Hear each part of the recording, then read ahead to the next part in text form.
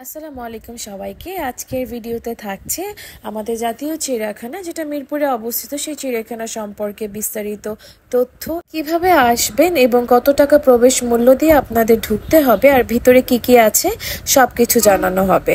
স্বাগতম জানাচ্ছি সবাইকে আমার আজকের ভিডিওটিতে।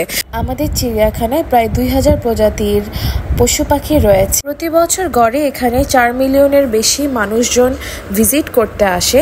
সো আজকে এই চিড়িয়াখানার ব্যাপারে আমি সবকিছু বলে দিচ্ছি। রিক্সা থেকে নেমেই শুরুতে হলো টিকিট কাউন্টার, যেখানে 50 টাকা করে টিকিট মূল্য দিতে হবে। 2 বছরের নিচে বাচ্চাদের জন্য কোনো টিকিট মূল্য নেই। প্লাস বিশেষ চাহিদা সম্পন্ন মানুষের জন্য যে কোনো বয়সে কোনো প্রবেশ মূল্য লাগবে না।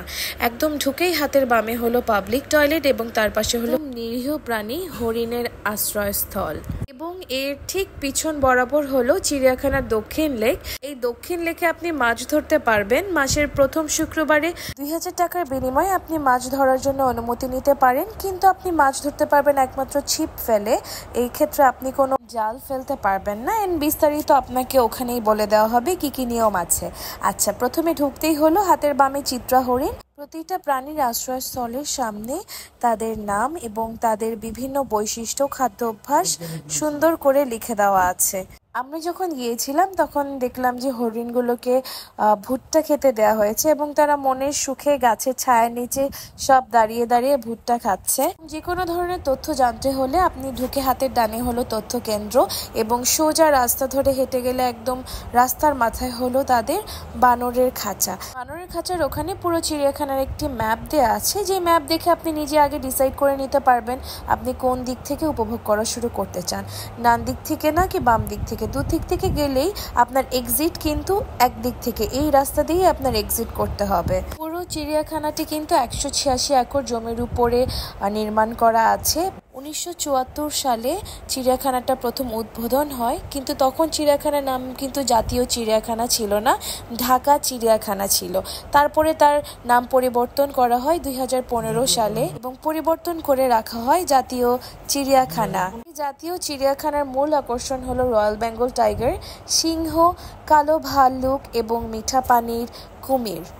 নতুন সংযোজন হয়েছে জিরাফ। এই চিড়িয়াখানাটা প্রথমে এখানেই ছিল না। 1950 সালে ডিক্লেয়ার দেওয়া হয় যে একটি চিড়িয়াখানা তৈরি করা হবে।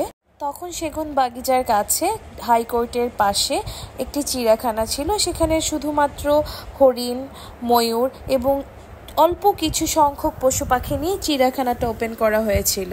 জাতীয় চিড়িয়াখানায় কিন্তু আপনি ঘোড়া এবং হাতির পিঠে চড়তে পারতেন। আরও যদি কয়েক বছর আগে হতো সেক্ষেত্রে। আপাতত এই জিনিসটা বন্ধ আছে, এখন কোনো প্রকার রাইড করা যায় না, কিন্তু আপনি মাছটা ধরতে পারবেন। মাছ ধরার অপশন এখনও অ্যাভেলেবেল আছে। পরিবার পরিজন নিয়ে কিংবা কোনো অফিসিয়াল পিকনিক বা বন্ধু বান্ধবদেরকে নিয়ে যে কোনো পিকনিকে সহজেই কিন্তু এই স্থানটিতে করতে পারবেন। হাঁটতে হাঁটতে চিড়িয়াখানা গাছে দেখলাম অনেকগুলো কাঁঠাল ধরে আছে। আর চিড়িয়াখানার কাঁঠাল যেহেতু লাল মাটির কাঁঠাল, লাল মাটির ফল কিন্তু খেতে খুবই মজা হয়। চিড়িয়াখানার কাঁঠাল আমি খেয়েছি, খুবই সুস্বাদু। চিড়িয়াখানার একটি খাঁচা থেকে আরেকটি খাঁচার মোটামুটি অনেক দূরত্ব আছে। এক প্রজাতির খাঁচা যেমন একসাথে করা, ভিন্ন ভিন্ন প্রজাতির খাঁচার মধ্যে কিন্তু দূরত্ব দেয়া আছে।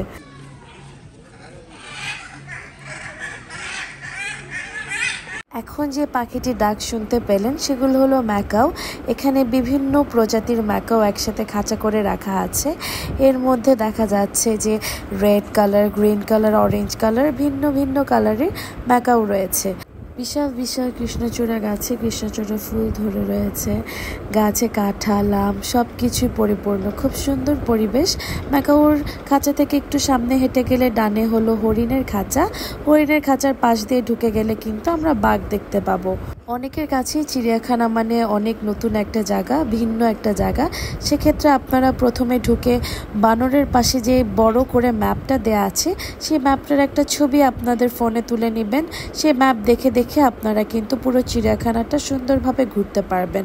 নাহলে দেখা যাবে যে এক জায়গায় আপনারা বারবার ঘুরছেন। আকর্ষণীয় জিনিস যেমন বাঘ, সিংহ, ভাল্লুক, এগুলো কোনটার খাঁচা কোথায় আছে সেটাও আপনি খুব ইজিলি কিন্তু ম্যাপের মাধ্যমে খুঁজে নিতে পারবেন। জায়গায় জায়গায় কিন্তু পাবলিক টয়লেট দেওয়া আছে, ঢুকতেই প্রথমে একটা পাবলিক টয়লেট পাবেন, কিন্তু হাঁটতে হাঁটতে এরকম করে সামনে আসলেও বেশ কয়েকটা পাবলিক টয়লেট আপনারা পাবেন। আচ্ছা, চিড়িয়াখানাতে কিন্তু যেহেতু অনেক বড় একটি জায়গা, আসর নামাজের পর থেকে দেখা যায় তার কিছুক্ষণ পর থেকে মাইকিং শুরু করে যে সময় বেশিক্ষণ নেই বের হওয়ার জন্য প্রিপারেশন নিতে বা এক্সিট গেটের কাছাকাছি চলে যেতে। সেক্ষেত্রে সন্ধ্যা হলে কিন্তু চিড়িয়াখানায় কোনো মতেই থাকা যায় না, চিড়িয়াখানা থেকে একদম বের হয়ে যেতে হবে। আর এটা হলো সেই আকর্ষণীয় বাঘের খাঁচা, যে বাঘ দেখার জন্য হাজারো মানুষ ভিড় করেছে। বাঘের প্রতি সবারই একটা আকর্ষণ থাকে, সেহেতু বাঘের খাঁচার সামনে মোটামুটি একটু বেশি রাশ থাকে। আর এই যে সুন্দর এই লেকটি দেখতে পাচ্ছেন, এটা হলো চিড়িয়াখানা উত্তর লেক। এই উত্তর লেকেও কিন্তু আপনি টিকিটের মাধ্যমে মাছ ধরতে পারবেন। প্রতি মাসের প্রথম শুক্রবার টিকিট ছাড়া হয়, সেই টিকিট দিয়ে আপনি মাছ ধরতে পারবেন।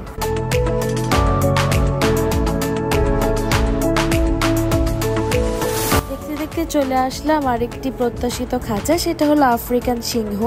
আফ্রিকান সিংহর খাঁচা, এটা দেখে তো আমি পুরো অপ্রস্তুত ছিলাম যে সিংহটা কিভাবে ঘুমাচ্ছে। এটা দেখে সকলের হাসাহাসি আর আনন্দের যেন শেষ নেই। সো শেষটা দেখা পর্যন্ত ওয়েট করুন।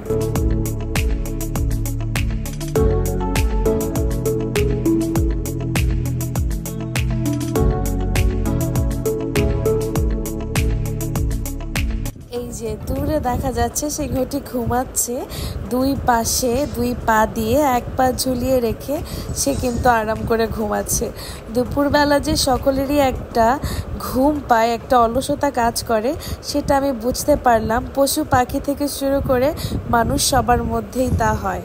এই ছবিটা দেখে অনেকে হাসাহাসি করছে, কিন্তু আমার কেমন জানি একটা মায়া কাজ করলো যে সিংহটা কেমন জানি খুব লোনলি ফিল করছে, এমনভাবে আছে যেন সে খুব হতাশায় ভুগছে।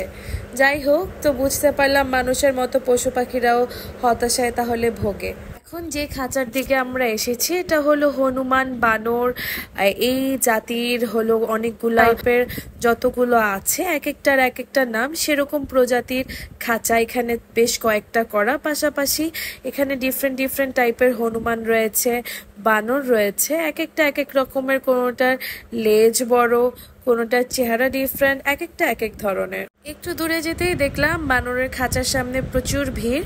কিসের ভিড়? কাছে যেতেই বুঝতে পারলাম যে বানরকে উত্ত্যক্ত করছে খাঁচার বাহিরে থাকা এক প্রাণী, সেটা হলো মানুষ বাদে আর কেউ না। সো দেখে নেই কিভাবে বানরকে উত্ত্যক্ত করা হচ্ছে।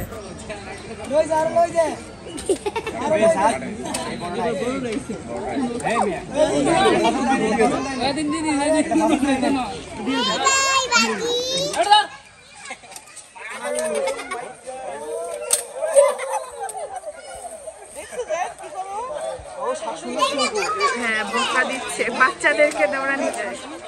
আমাদের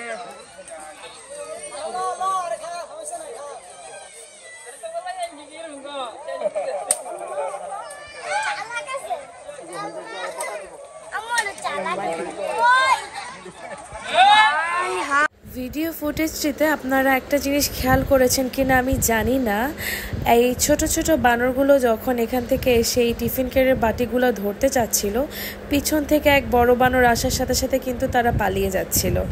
আর ওই বড় বানরটা কিন্তু তাদেরকে তাড়া করছিল, এমন যে জিনিসটা এরকম যে বাচ্চাগুলো দুষ্টুমি করছে, দুষ্টুমি করার কারণে তাদের মা তাদের শাসন করছে। ব্যাপারটা কিন্তু অনেকটা এরকম। সবচেয়ে বড় কথা হলো, আমরা যখন খাঁচার বন্দি প্রাণীগুলোকে দেখতে যাব, পশুগুলোকে দেখতে যাব অ্যান্ড পাখিগুলোকে দেখতে যাব, তখন যেন আমাদের নিজের ভিতরে যে পশু আছে সেগুলোকে যেন বাসায় রেখেই যাই। এই খাঁচায় বন্দি পশু পাখি, এদের সাথে এইসব দুষ্টুমি ফাজলামি এগুলো করা মোটেও ঠিক না। ইভেন বাহির থেকে অনেক মানুষ অনেক কিছু তাদের খাবার দিচ্ছিল, যেটা সম্পূর্ণভাবে নিষিদ্ধ। বিভিন্ন খাবার থেকে বিভিন্ন রকমের রোগ তাদের হতে পারে। এই এক রোগের কারণে কিন্তু পুরো চিড়িয়াখানার পশু পাখিরা এফেক্টেড হতে পারে। প্রতিটা পশু পাখির খাঁচার সামনেই কিন্তু একটা ব্যারিকেড দেওয়া আছে। অনেকে কিন্তু সেই ব্যারিকেডটা ক্রস করে একদম খাঁচার কাছে চলে যায়, যে দেখা যাচ্ছে তাদেরকে উত্ত্যক্ত করছে, খোঁচা দিচ্ছে, খাবার দিচ্ছে, ভেঙাচ্ছে, বিভিন্নভাবে তাদেরকে উত্ত্যক্ত করার চেষ্টা করে, হুইচ ইজ ভেরি রং। এটা করা একদমই ঠিক না। সবার কাছে একটা রিকোয়েস্ট থাকবে, যারা যারা ভিডিওটি দেখছেন অবশ্যই অবশ্যই এই জিনিসটা মাথায় রাখবেন যে চিড়িয়াখানায় যাব কিন্তু কোনো পশু পাখিকে উত্ত্যক্ত করব না। সুন্দর করে দেখে সুন্দর ছবি তোলার ইচ্ছা থাকলে ছবি তুলে নিয়ে চলে আসব, কিন্তু উত্ত্যক্ত করব না। মাথায় রাখবেন সবসময় এই সব কিন্তু আমাদেরই সম্পদ, আর নিজের সম্পদকে রক্ষা করা কিন্তু আমাদের সবার জন্যই দায়িত্ব। দেখতে দেখতে চলে আসলাম ময়ূরের নাচ দেখার জন্য। ময়ূর জিনিসটা কিন্তু দেখতে খুবই আকর্ষণীয়, আমার কাছে তো খুবই ভালো লাগে। আর চিড়িয়াখানায় কিন্তু ময়ূরের পেখম বিক্রি হয়, যেটা কিন্তু রিয়েল পেখম। দেখা যায় যে 30 টাকা মূল্যে আপনি পেখম কিনতে পারবেন।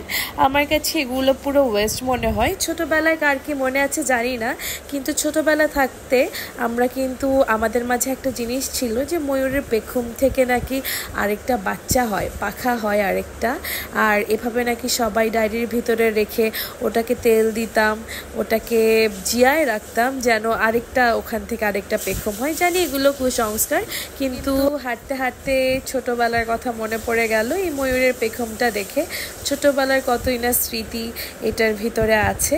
আর অনেকে তো স্কুলে যে বলতো যে হ্যাঁ তার ময়ূরের পাখা থেকে আরেকটা বাচ্চা হয়েছে। বাচ্চা বলতে ময়ূর না, ময়ূরের পাখা আরেকটা পাখা হয়েছে, এই গল্পই শুনতাম। সেটা শুনে তো আরো উৎসাহ বেড়ে যেত। ছোটবেলার স্মৃতিগুলো কতই না মধুর না। তখন মনের মধ্যে কোনো ভেজাল ছিল না, মানুষ যা বলতো তাতেই বিশ্বাস করতাম। এখন অবশ্য তা উচিতও না, মানুষ যা বলে তার সাথে সাথে এখন বিশ্বাস করা মোটেও উচিত না। তো হাঁটতে হাঁটতে চলে এসেছি এখানে গন্ডারের খাঁচায়। যেই গরম পড়েছিল, উত্তপ্ত গরমে দেখলাম গন্ডার কাদা পানিতে নেমে বসে আছে, খুবই স্বাভাবিক, আর কোনো উপায়ও নেই, প্রচণ্ড গরম ছিল। তো তার একটু পাশেই ছিল কাক, সাদা কাক, কালো কাক, এরকম বিভিন্ন প্রজাতির কাকের খাঁচা। তো আমার যেটা মনে হচ্ছিল যে সাদা কাক ঝলসে গরমে কালো হয়ে গেছে। এক একটা খাঁচার কাক এক এক রকম, কিন্তু একটা খাঁচার ভিতরে একদম সাদা কাকই দেখতে পাই। দেখতে খুবই চমৎকার লাগলো, কারণ সাদা কাক ইউজুয়ালি দেখা যায় না।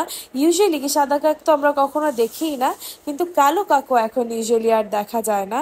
আমি এক ভিডিওতে হয়তো আপনাদের পুরো চিড়িয়াখানাটা দেখাতে পারবো না, কিন্তু আমি যতটুকু পরিমাণ পেরেছি আপনাদেরকে তথ্য দিয়েছি। যখন আপনি চিড়িয়াখানায় ঘুরতে যাবেন, এক সাইড থেকে শুরু করবেন, ম্যাপ দেখে শুরু করবেন, সেক্ষেত্রে আপনারা খুব সুন্দরভাবে পুরো চিড়িয়াখানাটা ঘুরে দেখতে পারবেন। আর চিড়িয়াখানার এখানে একটা জাদুঘর আছে, যেখানে বলা হয় গরুর 3 মাথা, 3 চোখ, 3 শিং। এগুলো মোটেও বিশ্বাস করবেন না, এটা হলো ফ্রড। তারপরও যদি প্রথমবার যেয়ে থাকেন, জাদুঘরও একবার ঢুকে দেখবেন। সেখানে বিভিন্ন ধরনের মাছ ফরমালিনে আছে, তাদের দামি আছে। সো দেখলে আপনার ভালোই লাগবে, খারাপ লাগবে না। হাঁটতে হাঁটতে 2 পাগলের সাথে দেখা হলো। এরা কি পাগল না পাগল সেজেছে তা বোঝা খুবই দায়। চিড়িয়াখানার আরেকটা আকর্ষণীয় জিনিস হলো জিরাফ। এখানে কিন্তু জিরাফের বাচ্চা কিন্তু এই চিড়িয়াখানার ভিতরেই হয়েছে। এই চিড়িয়াখানার ভিতরে প্রজনন হয়েছে, এবং এটা প্রথমবার আমাদের বাংলাদেশে হিস্টোরিতে প্রথম হয়েছে। আর জিরাফের খাঁচা উপর থেকে দেখার জন্য এই নতুন একটা ব্রিজ করা হয়েছে, যেটা উঠে আপনি একদম ওপেনলি জিরাফ দেখতে পাবেন। আর একটু সামনে গেলে এই যে শিশু পার্ক, শিশু পার্কের ভিতর ট্রেন আছে, ঘোড়া আছে, দোলনা আছে, স্লাইডার আছে। এগুলো টিকিটের মূল্য দিয়ে আপনার উঠতে হবে। স্লাইডার অ্যান্ড দোলনাটা ফ্রি থাকলেও ওটায় বসার কোনো সুযোগই পাওয়া যায় না যদি বন্ধর দিনে যেয়ে থাকেন। আর বন্ধর দিনে যেয়ে না থাকলে সুযোগ পেতেও পারেন। হাঁটতে হাঁটতে এই সুন্দর পরিবেশ উপভোগ করতে থাকি। প্লাস আজকের জন্য এই পর্যন্ত, এখানেই শেষ করছি। সবাই ভালো থাকবেন, আর ভিডিওটি ভালো লেগে থাকলে অবশ্যই লাইক, সাবস্ক্রাইব অ্যান্ড কমেন্ট করতে ভুলবেন না। ধন্যবাদ।